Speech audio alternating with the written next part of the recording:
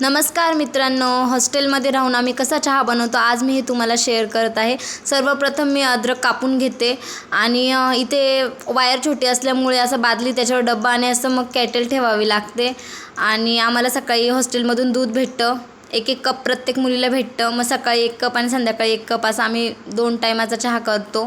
केटलला थोडी धुवून घेतलं, दूध टाकलं आणि त्यानंतर मग अद्रक हे असे बारीक बारीक तुकडे करून घेतले, कारण की अद्रक आम्हाला असं कुटायला काहीच नाही आहे म्हणून असं तुकडे करून टाकावं लागतं। आणि असं ग्लासने मागून थोडंसं असं मॅश करून घेतो।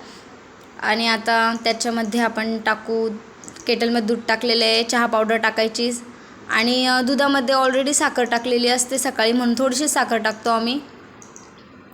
आणि मग हे चांगलं असं उकळवायचं आणि उकळून झालं की मग त्याच्यामध्ये थोडंसं अद्रक टाकायचं जे कुटलेलं होतं तेच। आणि चहा थोडा बनवताना उतू गेला, पण काही नाही, एवढं काही नाही गेलं आणि मस्त चहा झालेला आहे।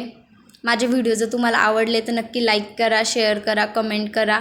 मी नवीनच व्लॉग बनवते तर मला जमत नाही एवढं, पण मग तुम्ही नक्की मला सपोर्ट करा। आणि चहा झालेला आहे रेडी, दोघींना समसमान घेतला, कोणाला जास्त नको कमी नको। आणि मग